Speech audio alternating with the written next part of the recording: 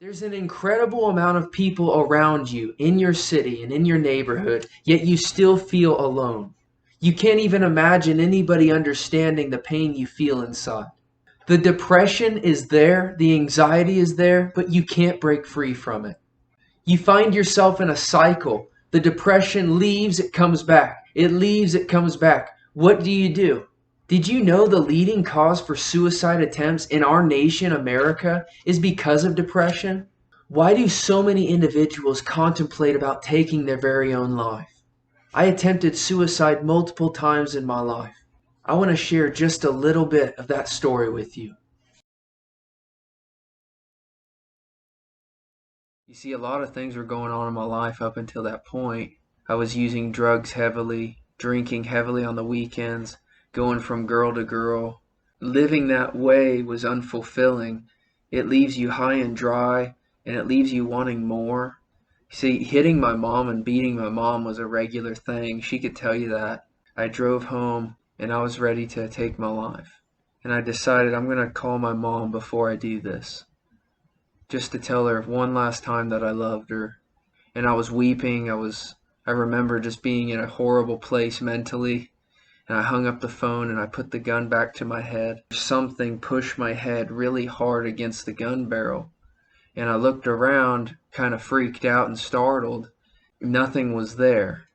I knew at that moment something spiritual or something of that nature was in the room with me, assisting me in the suicide. When you live in selfishness and when you live separate from Christ, you're opening yourself up to demonic activity.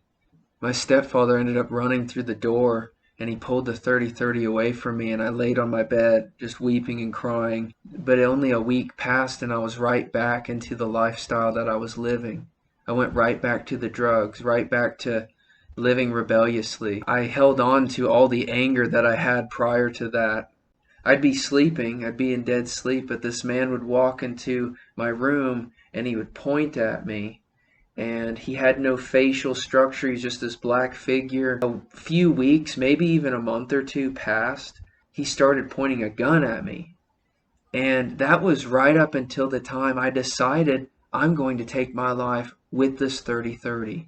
I didn't correlate, okay, I'm having these dreams and I'm having these thoughts. I didn't correlate those two things. I just thought I'm just a mess and nobody understands. If I told people about the dreams, they'd think I'm a lunatic. And I think the biggest thing for me was I had no identity. I didn't know my identity. I didn't know who I was. If anybody mentioned the name of Christ to me, I would laugh at them. So whether I believed there was a God or not, I didn't really fear him at all or care that he was God.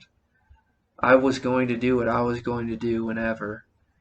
And I remember looking at the stories of Jesus. People would share their testimonies and say, Mark, you need Christ. Okay, I'll take him. Sure. I wasn't understanding that it was about surrender, that it was about leaving my old life and coming to him, giving him my life. And I am beyond grateful that God has preserved my life to be able to testify about this occurrence and even testify of even the further working that he ended up doing in my life years later. You may be depressed, hate your lifestyle choices. Maybe you can't imagine a loving God giving you the life you've been dealt. Taking scripture for what it's worth, God allows trials and hardships and even destruction in our life so that we will rend our hearts back to him and seek him and rely on him. The devil's been given limited time to destroy, if possible, even those chosen by God. I'm here to tell you that you are chosen by God. But here's the question, have you chosen him? Perhaps the trials you're facing right now in your life are to test the genuineness of your faith. There is nothing too great that you and I cannot bear if we allow him to carry that burden. How did the suicidal thoughts and those strongholds leave my life forever? I found my identity in the one who holds the world, Jesus.